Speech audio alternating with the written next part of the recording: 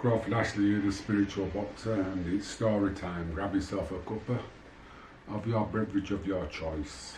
We're going to be talking about boxing, a little bit about my career. And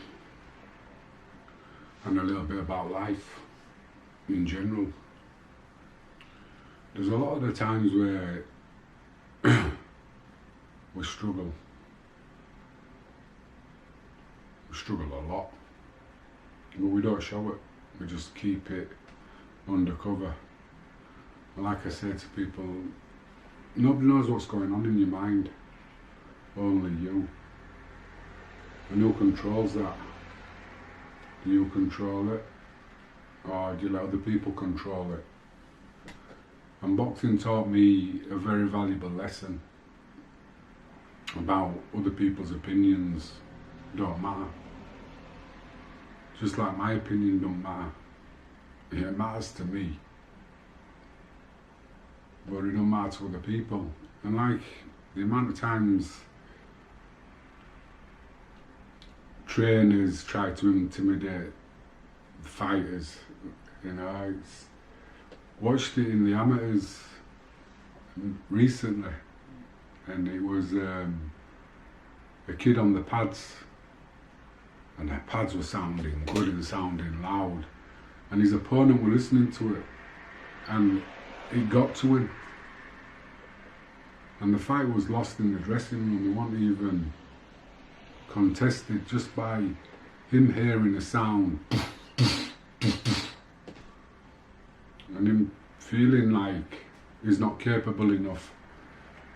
And then you've got other fighters, well, other trainers talking about fighters you're going to box and saying how great they are and how good they are and how you're going to lose. Well, if you believe that, then you will lose, but that's entirely up to you.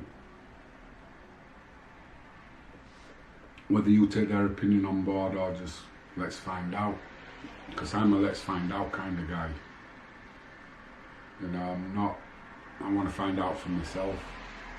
You don't think I'm good enough, but let's find out. And that's the one thing I always wanted to do, is just to find out. Am I good? I don't know. Some people say I'm good, some people say I'm shit, but I don't know, so I need to find out. I need to find out for myself. And when people talk about other people being good, I don't see it. I look and I see things, maybe because that's how my brain works, to see how can I beat this opponent, because that's what I was taught when I used to watch sparring. What would you do if you was one kid, or what would you do if you were the other one? And trying to work it out and figure it out. And when I'd watch boxing on TV, how would I beat Leonard? How would I beat Agler? How would I beat Earns? How would I beat Ali? How would I beat all these great fighters? What strategy would I come up with? So I'd see the faults and it was one of them. Like I say, there wasn't many people out there that I thought was good, especially in Britain at my era, my time. I never rated Eubanks. I liked Ben. I liked Collins, Steve Collins. But the others I didn't really rate.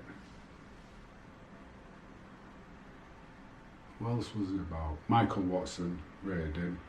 Bomber Graham, James Cook. There was some of them that I rated and I had respect for. The rest of them, not really. If I were fighting them, yeah. But as a boxer watching, no. But that's just me.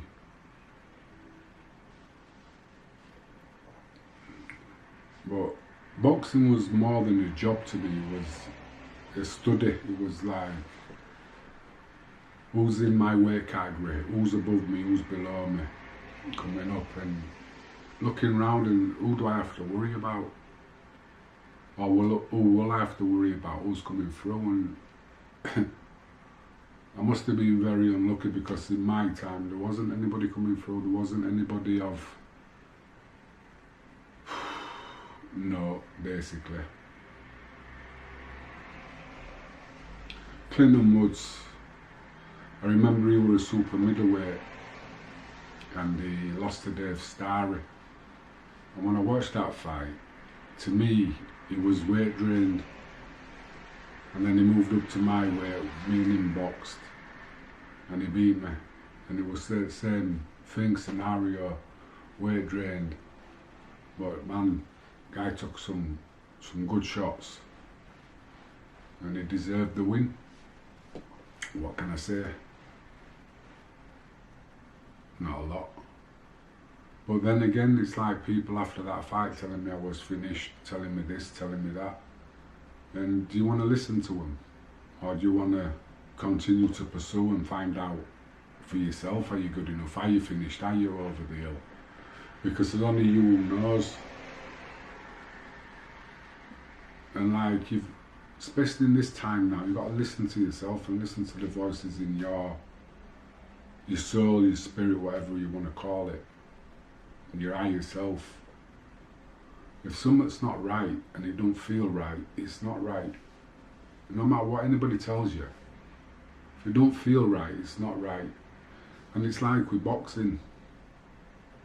If you think you win the fight and it goes to points and you don't get the decision, why do you care about other people's opinion? Oh, you lost that fight. No, I just didn't get the decision. I never lost it. And that's why I never kind of like put emphasis on losses, especially in the amateurs, because there's too much politics going on. And if you've got an unbeaten record, it don't make no difference. You know, you just don't box me. And that's how you want to look at it. Yeah, the kid's got an unbeaten record because he hasn't boxed you. You know, and then after he's boxed you, you've took his oath. That's a nice feeling. Beating an unbeaten fighter. So, and again, it's like about testing yourself to how good you are.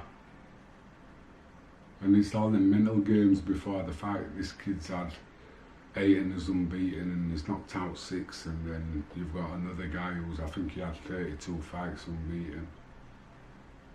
And then I've got the likes of Michael Nunn, who's lost 1 fight. Virgil Hill, I think he'd lost 1 in 40 odd. And it's, how good are you? Well, let's find out. You know, that's it. I go scream and shout, never have done. I just want to get on with it because I want to know as much as the next person. But anyway, that's just me wearing on. And if you like the vibe, then subscribe. If you like it, leave a thumbs up. If you don't, leave a thumbs down. I don't give a shit. And I really don't.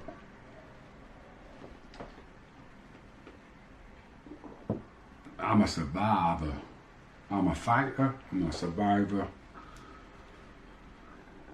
And I've got an opinion. And I'm opening my mouth and I'm giving my opinion. If you don't like it, tough. You're not meant to. If you do like it, good. You're still not meant to. Anyway, who knows, who cares, who gives a crap. And like I say, if you can't be yourselves, just be brilliant. Bye.